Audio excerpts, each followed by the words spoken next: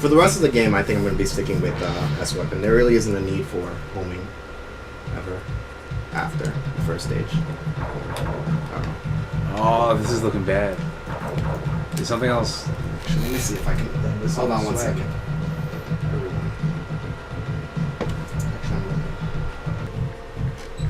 Try that. All right, we're back, everyone.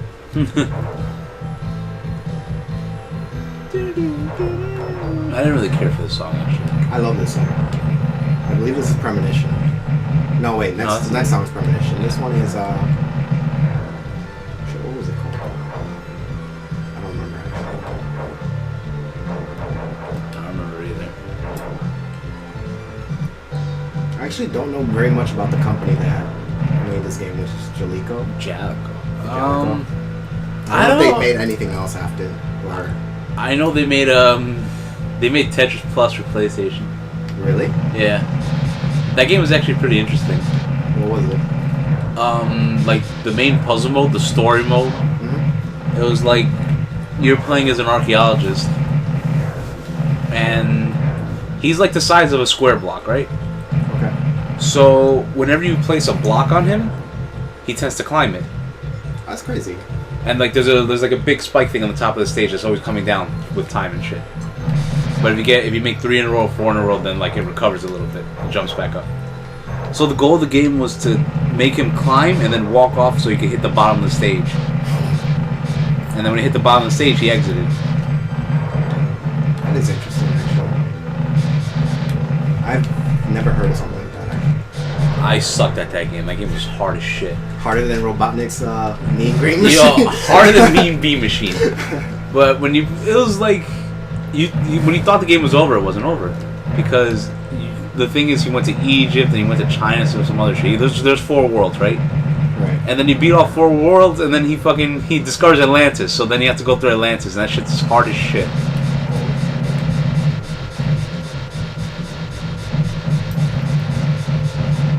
All right, space crabs. Let's go.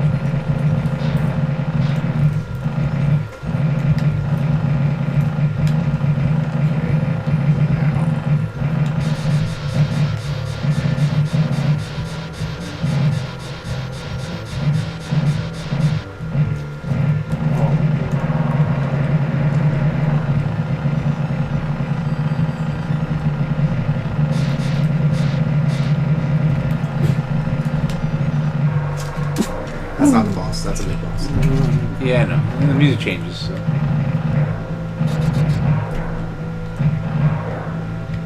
And so far, it looks like I'm going to get a perfect on this stage as well. There are some things that could still bop me, but it's looking pretty good, actually. Which means I would have level 5 on the next stage, which is really good. And I'll explain level 5 once we get there for the weapon.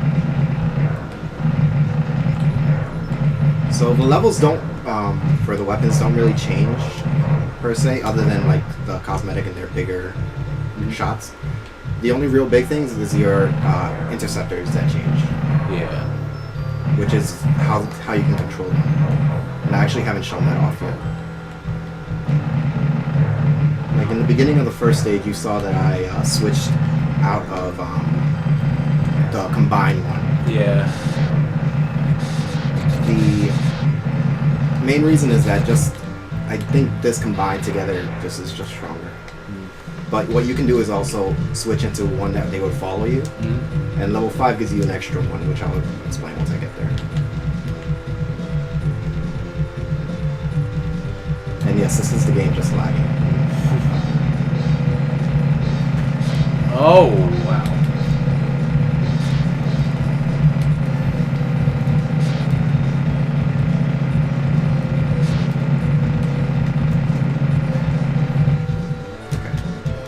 Part 1 of him. And this boss has 3 parts. Sea shrimp! Yeah. For some reason, a lot of the old SNES games that were like this just had bosses that were like... Fish. Yeah, I don't understand why. There's like... sea creatures are very mysterious. It's like Gradius, like even the one for PS1. You think it was just like an homage to it, or...? I don't know what the case is. Darius I mean, the original fish. Darius Twin is also one. UN Squadron wasn't, but that was made by Capcom, so I can see why. And it was based off an anime, which I believe was called Area 51. I believe. Maybe they were fascinated with the deep sea. Yeah, the Arias Twin is the one that's like really, really. They come from the ocean. It actually would have been nice if I hit level 5 during that boss, but it's okay. The only reason I say that is because I would have had an extra shield for the next stage, but